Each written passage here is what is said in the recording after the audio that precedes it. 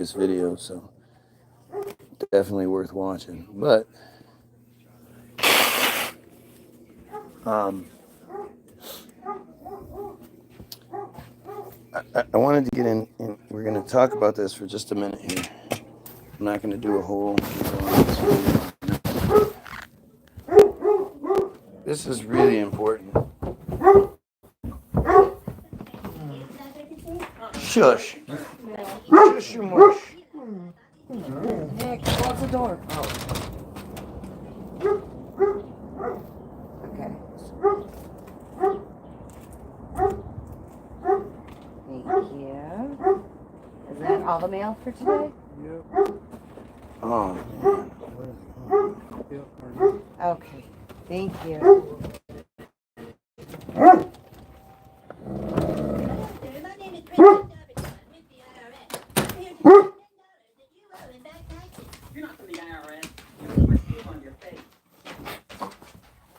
Funniest episode.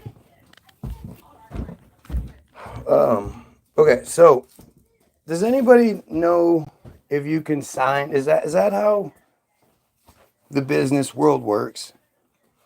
People sign 99-year leases, especially like some old guy. Like Silverstein was an old guy, so in 1998, the Port Authority of New York and New Jersey agreed to privatize the World Trade Centers. The complex of office towers in Lower Manhattan that they had owned and operated since their construction in 1973. In April 2001, an agreement was reached with a consortium of investors led by Silverstein Properties, and on July 24th, 2001, Larry Silverstein, who already owned World Trade Center Building 7, signed a 99-year lease for the Twin Towers in Buildings 4 and 5. I mean, that's what I mean. Like, he's old. He's in his 70s, I believe, at the time.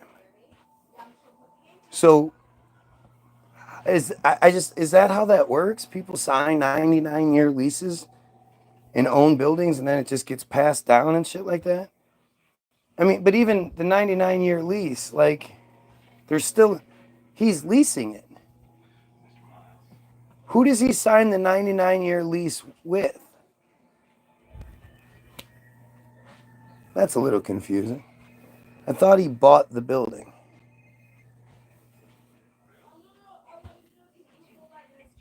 Yes, you can. You know, I thought he bought it. The clip is on the fridge. Give me That's just weird. It's done more in Europe as a more common practice handed down through generations.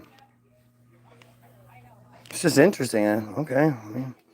The lease was for $3.2 billion and was financed by a bridge loan from GMAC, the commercial mortgage arm of General Motors, as well as $111 million from Lloyd Goldman and Joseph Kayer, individual real estate investors. Silverstein Properties only put down $14 million of its own money.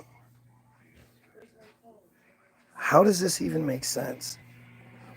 The deal was unusual in a variety of ways, although the Port Authority carried only $1.5 billion of insurance coverage on the WTC complex, which earlier that year had been valued at $1.2 billion. Silverstein had insisted on doubling that amount, insuring the buildings for $3.55 billion. Silverstein's insurance broker struggled to put that much coverage in place and ultimately had to split it among 25 dealers. The negotiations were so involved that only temporary contracts were in place for the insurance at the time the lease was signed. And by September, the contracts were still being finalized. That is so crazy. Silverstein's group was also explicitly given the right to rebuild the structures if they were destroyed, and even to expand the amount of retail space on the site if rebuilding did take place.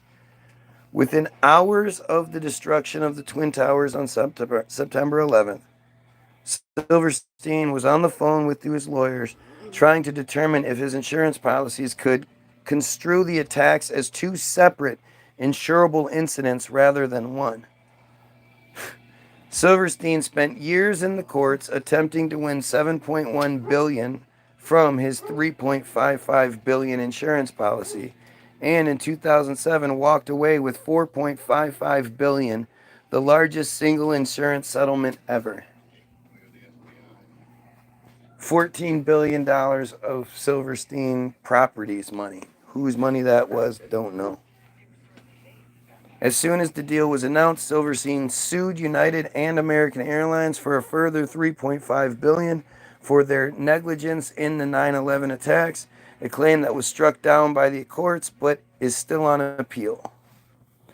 Perhaps even more outrageously, in a secret deal in 2003, the Port Authority agreed to pay back 80% of their initial equity in the lease, but allowed the Silverstein Group to maintain control of the site. The deal gave Silverstein, Goldman, and Kayer $98 million of the $125 million they put down on the lease, and a further $130 million in insurance proceeds that were earmarked for the site's rebuilding.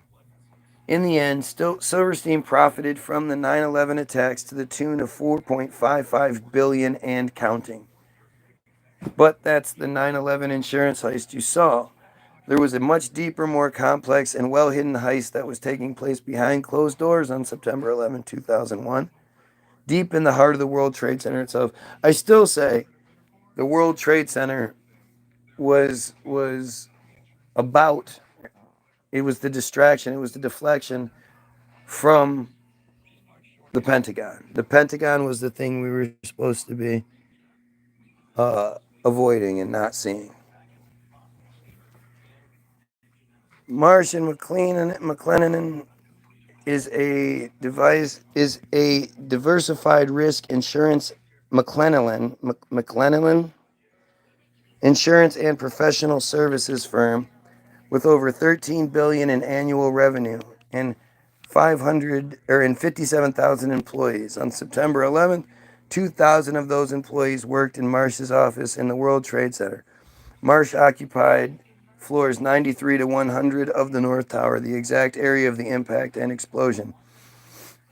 In the year prior to 9/11, Marsh had contracted with Silverstream Software to create an electronic connection between Marsh and its clients for the purposes of creating, quote, paperless transaction. Silverstream had already built internet-based transactional and trading platforms for Merrill Lynch, Deutsche Bank, Bankers Trust, Alex Brown, Morgan Stanley, and other financial service firms that were later involved in 9/11, but this new project was unlike anything that had been attempted before. Richard Andrew Grove, the salesperson who handled the Marsh and McLennan project for Silverstream, explains, in 2000, Silverstream was contracted by Marsh to provide a technological solution beyond what had been done for any other above-named companies, insofar as it would be able to use electronically connect. It would be used to electronically connect Marsh to its major business partners via internet portals for the purposes of creating paperless transactions and expediting revenue and renewal cycles, and built from the ground up at the client's site. Silverstream provided a specific type of connectivity that was used to link AIG and Marsh and McLennan, the first two commercial companies on the planet to employ this type of transaction. And in fact, Marsh was presented with something called the Accord Award, or Accord Award, I don't know, in the summer of 2001 for being the first commercial corporation to do so. And what you should take away from this is that it means that no other companies were doing this type of transaction. So the question in your mind should be, what then were Marsh and AIG doing, and why did they need to leverage technologies that no other commercial entity on the face of the earth needed to do to conduct business? Once securing the contract, Silverstream then stationed approximately 30 to 40 developers at Marsh, and this team was led by 2 to 3 managers with whom I liaisoned to ensure delivery of the solution that was promised. The development team regularly worked late into the night, if not all night, and sometimes worked 7 days a week in order to adhere to Marsh's indicated pre-September 11th deadline. But it was not long before severe irregularities in the billing of the account for this project led Richard Grove to start into the heart of a deeper mystery about the software and about the work he was engaged in. Richard Grove.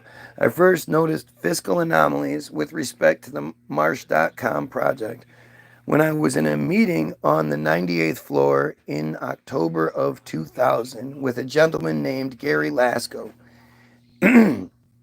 Gary and Marsh's North American Chief Information Officer, and that particular afternoon, a colleague and I helped identify about $10 million in suspicious purchase orders. After I recognized that certain vendors were deceiving Marsh and specifically appeared to be selling Marsh large quantities of hardware that were not necessary, as this was later confirmed by Gary. I brought my concerns up to the executives inside Silverstream, and I was urged to keep quiet and mind my own business. I went to an executive at Marsh, and he advised me to do likewise. But then I mentioned it to a few executives at Marsh who I could trust, like Gary Lasko and Catherine Lee, Ken Rice, Richard Beardhart, John Ufelshofer. People who became likewise concerned that something untoward was going on. Untoward, never heard that before. The concerned colleagues I just mentioned were murdered on September 11th, and the executives who expressed dismay at my concerns are alive and free today because of it. I feel that it's no coincidence, as the Marsh executive who urged me to drop my line of inquiry made sure that his personnel, who I just mentioned, were in the office bright and early for a global conference call before the staff meeting upon which I was to intrude. A conference call which I was informed this executive in question conducted but attended from the safety of his Upper West Side apartment. The global conference call with Marsh's IT staff on the morning of 9/11, a meeting that included the staff who were investigating the suspicious billing on the Silverstream deal, was confirmed in a 2006 interview with then Chief of Staff Officer Ellen Clark. Richard Grove had been asked to attend the meeting but was stuck in traffic on the way to the towers when the attack began. His friends at Marsh were not so lucky. 294 Marsh employees, including all of the participants in the conference call in North Tower, died that morning. Meanwhile, the Marsh executive who had scheduled the meeting, the same one who had asked Grove to drop the issue of the billing anomalies, was safe in his apartment attending the meeting via telephone.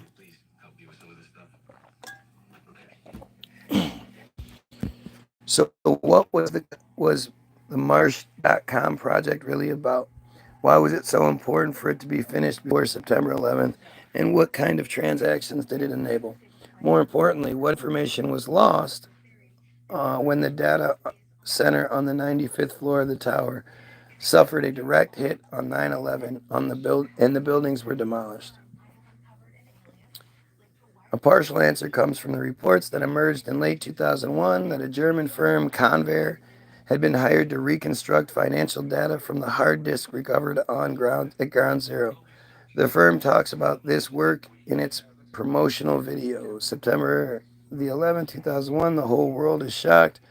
Following the attacks on the World Trade Center, Convair has some solutions to offer. Data stored on countless hard drives retrieved from the collapsed towers was believed to have been lost, but Convair's specialists can render irreplaceable information renderable again at Europe's only high-security data recovery center. Burnt, crushed, or dirty storage media are ready to relinquish their secrets by the time we finish. More details on the work come from an IDG news source posted to CNN.com in December 2001 under the headline, Computer Disk Drives from WTC Could Yield Clues. The article notes, an unexplained surge of transactions was recorded prior to the attacks, leading to speculation that someone might have profited from previous knowledge of the terrorist plot by moving sums of money. But because the facilities of many financial companies possessing the transactions or processing the transactions were housed in New York's World Trade Center, destroyed in the blast, it has until now been impossible to verify that suspicion. A Reuters article from the same time, later posted to Convair's website, offers revealing glimpses into the investigation's early results. It quotes Peter Herschel, Convair's director at the time. Jesus, this is going to go on forever. Oh, yeah, no way. There's no way I'm reading all that. Jesus, that's fucking forever. Go look it up. 9/11 heist. Go look it up. I'm done. What can I say? I don't know what I'm talking about. I'm crazy. Just crazy anyway. Don't worry about it. Pedophiles, kill yourself.